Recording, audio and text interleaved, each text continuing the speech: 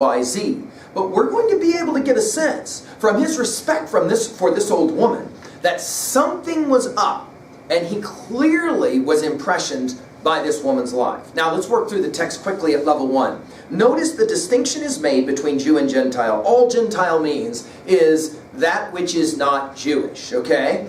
And this woman is not Jewish, we're told at the very beginning. And yet, she will come to pick up clothes, to wash clothes. Let's just put it in our notes right away then. We can already jump to level 2A, messages, themes. And clearly this is going to be a text about work, right? Your textbook company, and your anthology makers, I love that they chose this as their first reading for a freshman level text, because in this text, we're going to learn about views of labor or views of work. The old lady, we're told, is going to be very old. She begins the story, the narrative essay, somewhere in her 70s, and she finishes in her 80s, right? So she's very, very old. You might even jot down at 3B. This is an interesting question. Who is the oldest person right now in your life, in terms of age?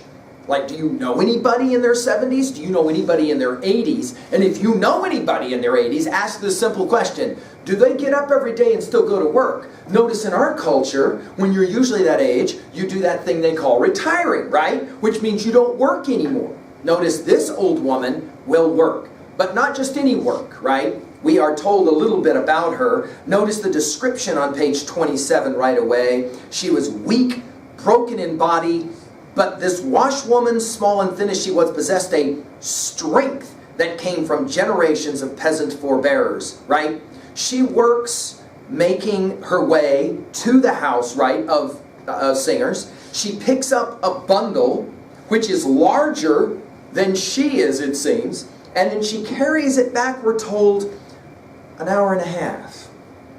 So let's just pause for a moment right away. I mean, we're only 4 paragraphs into the story, and already we have reason to respect what this woman does, right? Jot down, why do you respect already what this woman does? Some students will say, well, dude, look how old she is. I mean, that is really old to be doing. Some students will say, okay, she's old, that's one thing.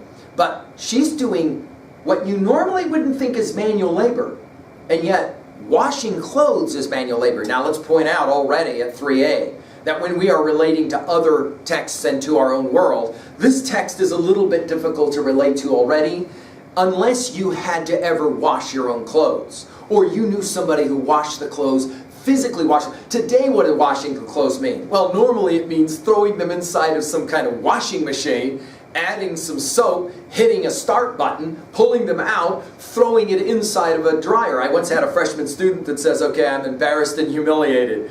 In our family, I have to wash the clothes. And I've actually thrown a fit about it's not fair that I have to do a job like wash the clothes. Now that I've read this story, I'm like, okay, never mind. I will never say again that I shouldn't be the one who washes the clothes, because technically, I don't wash the clothes, the machine washes the clothes. We, of course, learn next how she washes the clothes. Notice, laundering was not easy in those days. This is that code language that we're moving back in time.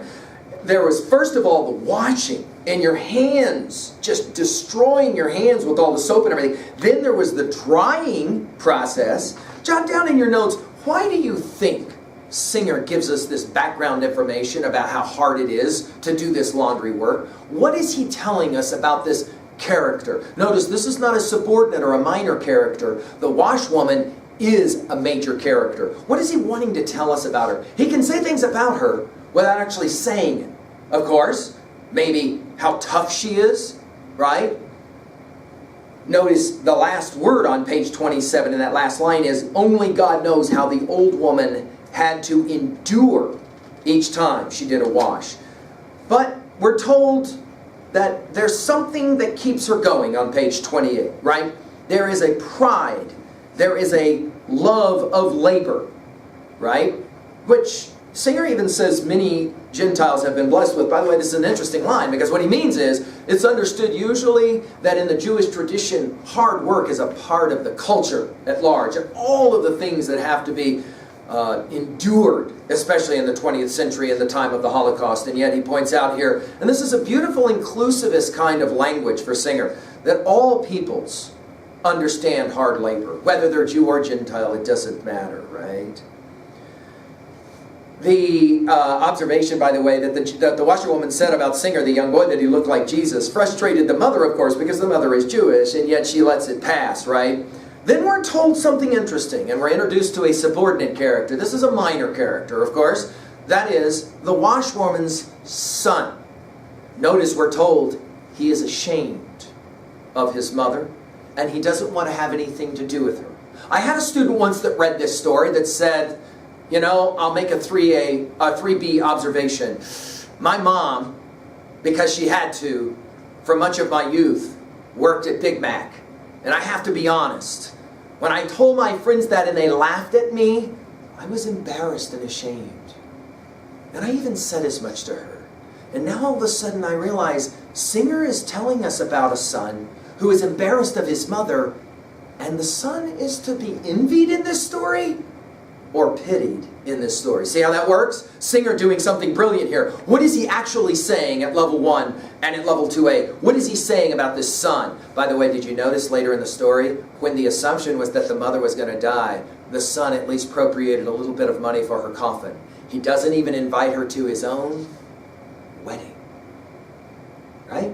The son is unable, because he's young, because he doesn't appreciate hard work, he's unable to appreciate the sacrifices of his mother. Now, this will, of course, be a major kind of motif that we will pay attention to, not only in freshman English, but in our entire high school studies. This notion of the ways in which young people need to learn from old people, and old people can learn from young people. The son does not have the appropriate respect for his mother that he should. That leads Singer, then, to talk about, from the faithless son, as he calls him. This leads to the sacrifice of mother. So let's write this section down. It's a beautiful section where we have the joining of the two major characters together in this essay. We move from the washwoman, who obviously makes loads of sacrifices for her son, even though her son can't appreciate that, right? To now Singer's own mother, who will say, he will say about her, this is almost like a tribute piece. Let's write it down that way. We're going to see other tribute pieces in freshman English, where he's basically celebrating what an amazing woman she was. Jot down for you the one thing that she did that you find the most remarkable thing about what a mother does. I've had freshman students that say, I don't think I can ever forget the line that if there was something in our eye, the mother licked it out of the eye. I've had students that say, A, that's a pretty gross thing. B, what kind of person does that? And Singer says, I'll tell you what kind of person does that. A mother does that. Because mothers care for their children even when their children don't care for them. Well, what an interesting idea. And Singer says, you know, this old washwoman, she kind of taught me something about what motherhood and mothering is all about. Do you think it's possible that most young people can't really appreciate the challenges of being a mother? Do you think that's at all possible? I think Singer says it's not only possible, it's regular, right? It's what usually happens. I had a student once who, reading this text, said, I guess I never really thought about that. But I'm 16 years old, and every morning of school, my mom was the one that got me up, got me ready, gave me a bite to eat, took care of me, made sure that my clothes were clean, and I never once ever said, thank you. It's a hallmark of being a freshman, I'm going to argue, that you begin to grow from being a child to being a young adult and ultimately an adult. What is it that identifies adulthood? One of the arguments that I've made in other lectures, you can take a look at a lecture that I give to a group of seniors on a text called Tintern Abbey, is this idea.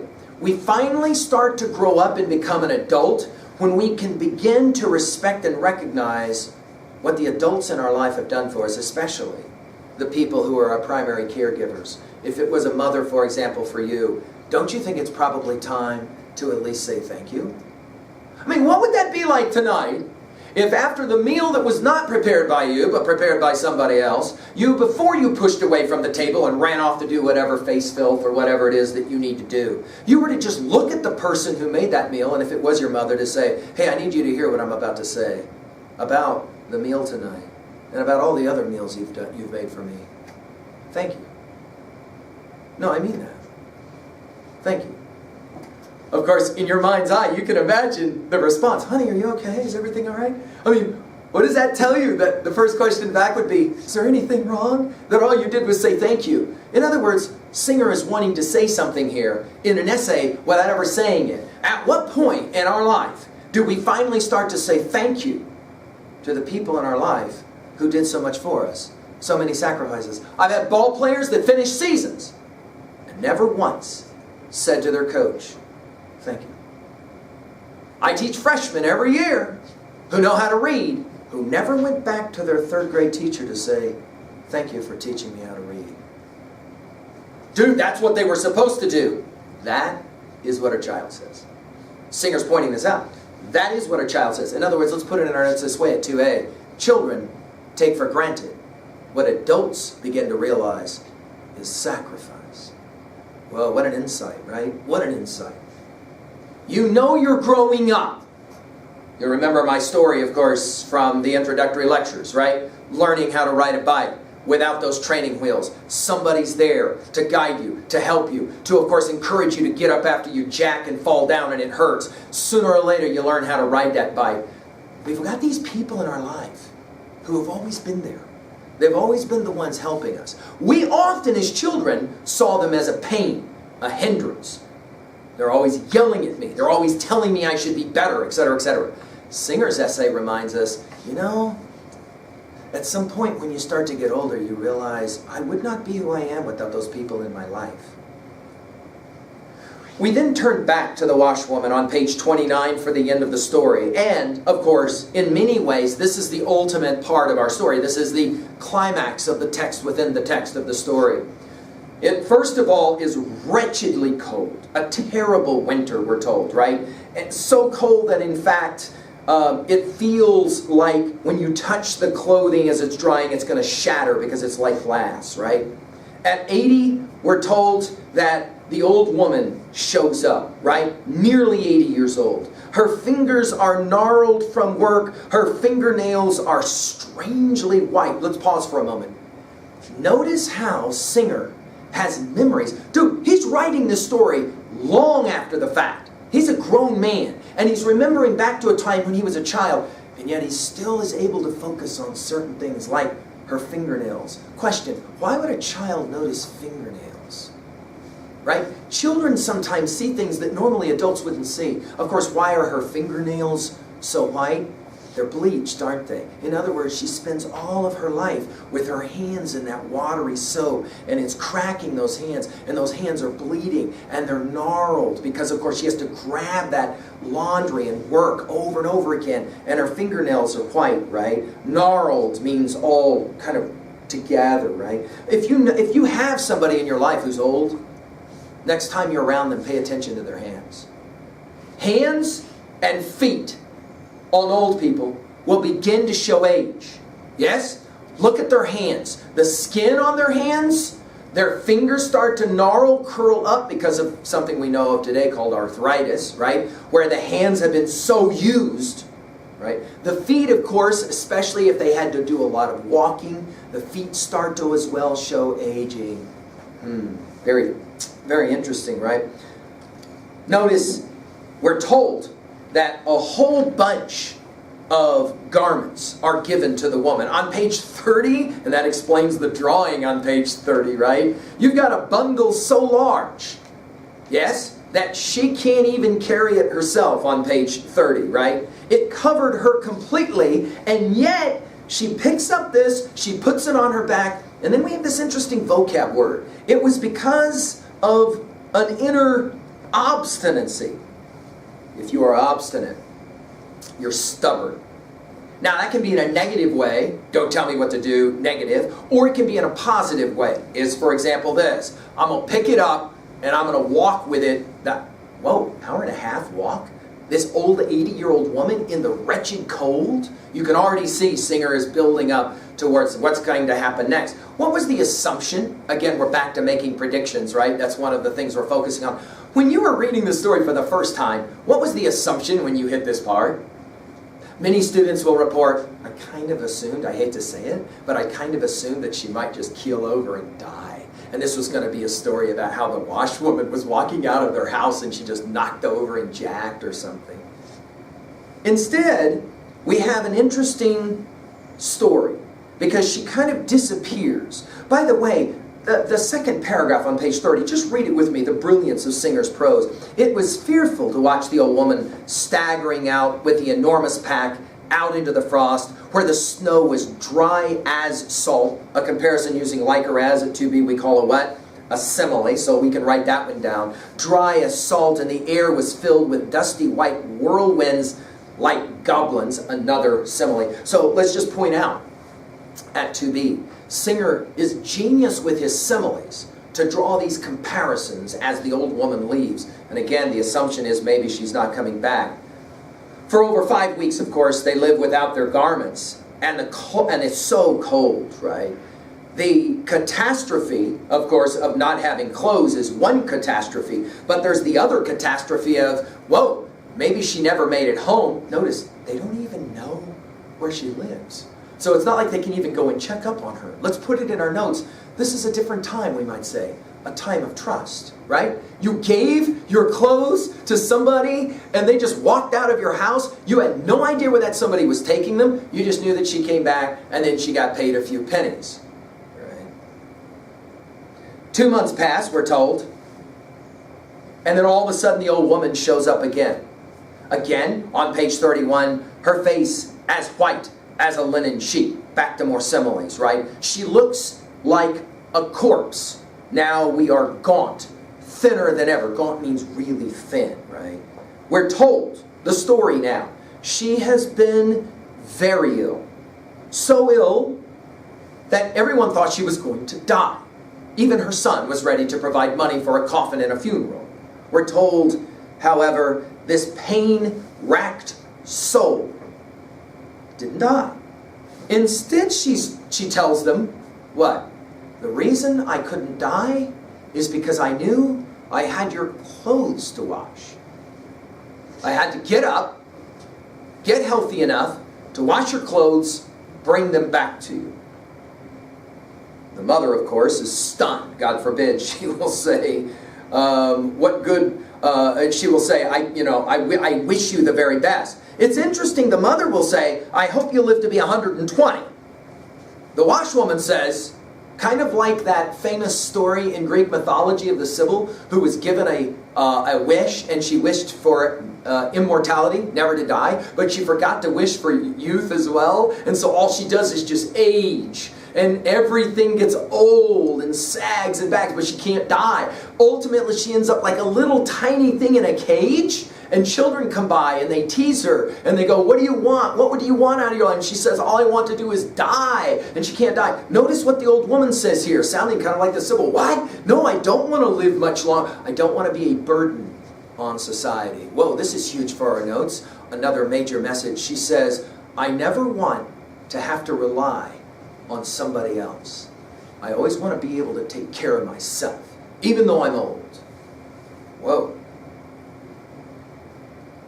There was some money in the house. He says, I had a strange feeling, this premonition thing, that the coins in the old woman's washed out hands seemed to become as worn and clean and pious as she was.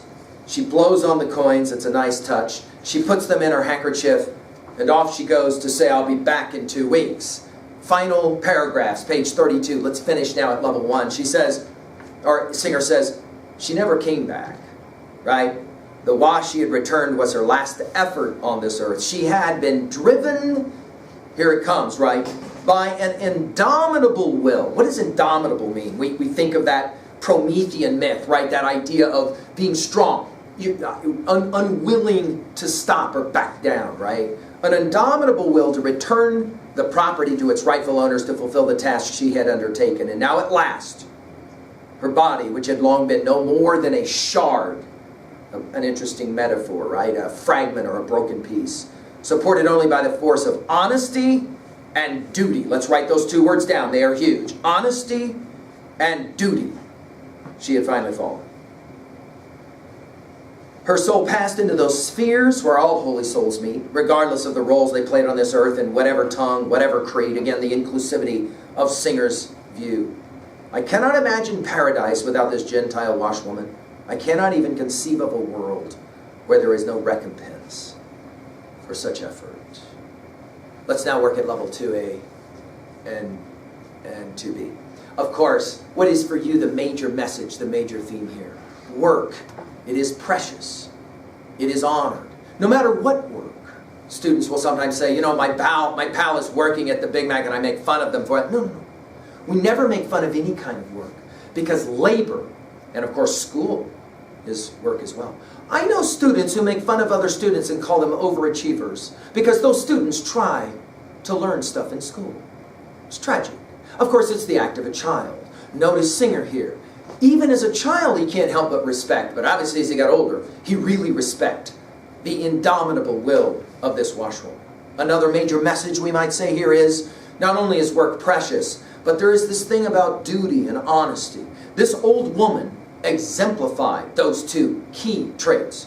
Honesty? Why? Well, she would take their garments. She could have taken their garments, sold their garments, and made way more money off of the selling of the garments than ever washing them and bringing them back. And yet she had a sense of duty. That is to say, she felt like she had to do the thing that she was told she was supposed to do. This is a compelling idea as well. Of course, at 3B, we've seen several observations here. Again, this is a narrative essay that tells a story that has an important message, and that message obviously is important as well. This notion of the indomitable will, the idea that he learned something from this woman. Can we put this in our notes at 2B? He learned something from her. She never taught him. She never taught him. Let's write this one down. Some of the most important learning are the people in our lives that we watch who are examples.